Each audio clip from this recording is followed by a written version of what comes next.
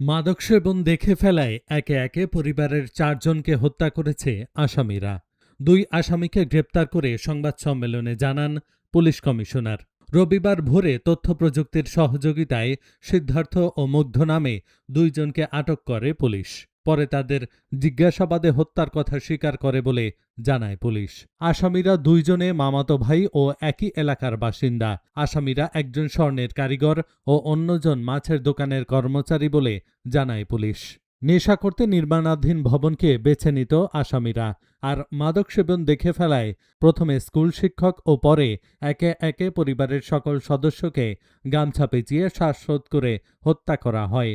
এদিকে শিক্ষক ও শিক্ষার্থী হত্যায় আসামি গ্রেপ্তার ও দৃষ্টান্তমূলক শাস্তির দাবিতে বিক্ষোভ করেছে রংপুর জিলা স্কুলের শিক্ষার্থীরা। মানে এরকম নির্ঝঞ্ঝাট, শান্ত, ঠান্ডা এরকম মানুষ আমি দেখিনি স্যার কখনোই। কারোর সঙ্গে আমার মনে হয় যে অন্য কারোর শত্রু থাকবে, স্যারের শত্রু নাই। এরকম মানুষের কিভাবে শত্রু থাকে, কিভাবে শত্রুতা থাকে? স্যার খুবই ভালো মানুষ, খুবই ভালো মানুষ। মানে এইরকম একটা মানুষ যে এভাবে মারা যাবে আমরা কল্পনাও করতে পারি না। এবং তার এই যে কালকে আমরা খবর যখন লাইভে দেখছিলাম, সারা রাত আমরা ঘুমাইতে পারি নাই। মানে একটা প্রাণী, বাসার একটা প্রাণীকে ওরা বেঁচে থাকতে দিল না। একজন খুব ভালো মানুষ ছিল, আমার দীর্ঘদিন সহকর্মী ছিল, আমরা একই স্কুল ছাত্র ছিলাম তার সাথে। সে আমার একবার সিনিয়র ভাই ছিল আমার। আমরা এটা দুঃখ প্রকাশ করছি এবং কর্তৃপক্ষের কাছে সুস্থ তদন্ত বিচার কামনা করছি। আমরা যে জানমালের নিরাপত্তা দেওয়া, মানুষের নিরাপত্তা দেওয়া, আমি কি এটা পরে কথা হলো আমাদের নিরাপত্তা দিতে হবে, আমাদের নিরাপত্তা দিতে হবে। আজকে 5ম শ্রেণীর একজন ছাত্র জেলা স্কুলের, সে আজকে খুন হয়েছে, আমরা কেউ জানি না। আজকে রংপুর জেলা স্কুলের যার শিক্ষক যিনি এখনো পিআরএলে আছেন, তিনি খুন হয়েছেন, তার স্ত্রী খুন হয়েছে, তার মেয়ে খুন হয়েছে। সুতরাং এই বিষয়টি দেশের আইন শৃঙ্খলা কোন জায়গায় কতটুকু রংপুরের আইন শৃঙ্খলা অবনতি করেছে, দেশের আইন শৃঙ্খলা কতটুকু অবনতি হচ্ছে তার একটা প্রমাণ এইটা। তা আমরা চাই আর যেন কোনো মায়ের বুক খালি না হয়, আর যেন জেলা স্কুলের বা অন্য কোনো প্রতিষ্ঠানের বা অন্য কোনো মায়ের বুক খালি না হয়। এই ঘটনাতে একটা দৃষ্টান্তমূলক শাস্তির ব্যবস্থা চাই।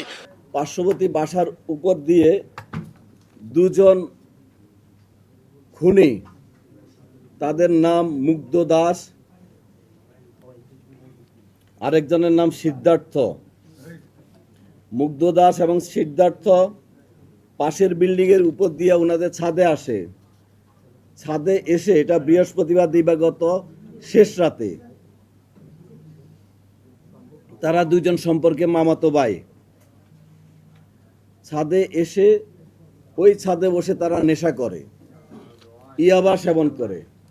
ইয়াবা সেবন করাকালীন গণপতি স্যার, আমাদের ভিকটিম গণপতি চক্রবর্তী স্যার যখন উপরে সাউন্ড শুনে তিনি উপরে যান। খালি গায়ে ছিলেন, কাঁধে একটা গামছা ছিল।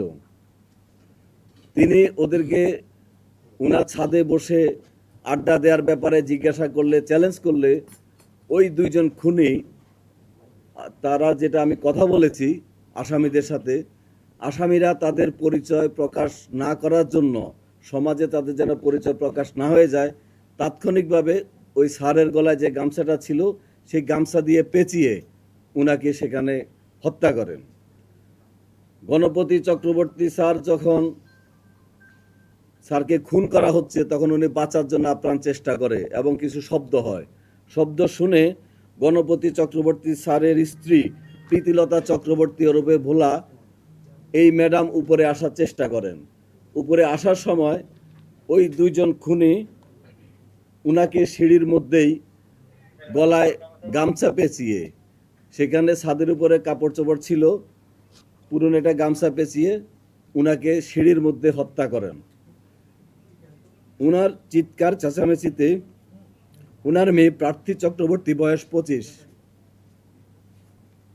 সে যখন এগিয়ে আসে, প্রার্থী চক্রবর্তীকে তারা খুন করে গামছা পেঁচিয়ে। খুনিদের বক্তব্যে আমি যেটা শুনলাম, প্রার্থী চক্রবর্তী মারা যাচ্ছিল না, প্রায় 4-5 মিনিট লাগে তার প্রাণ যাওয়ার ক্ষেত্রে।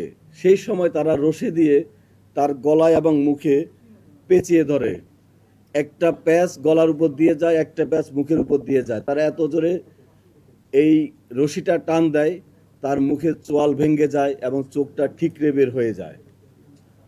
উনাকে মারার পরে খুনিদ্বয় চিন্তা করলো এই নিচে যায়, নিচে যাওয়ার পরে ছোট ছেলেটা, যার কথা বললে আমি আবেগপ্রবণ হয়ে যাই, রংপুর জেলা স্কুলের ৫ম শ্রেণীর ছাত্র প্রিয়ম, আমার ছেলের বয়সী, সেই প্রিয়মকে তারা গলায় কাপড় পেঁচিয়ে হত্যা করে এবং এক পর্যায়ে একটা বালিশ চাপা দিয়ে হত্যা করে। হত্যা করার পরে সকাল হয়ে যায়। এরপরে তারা ওই বাসায় ছোট ছেলেটা যে রুমে ছিল সেই রুমের বাথরুমে গোসল করে।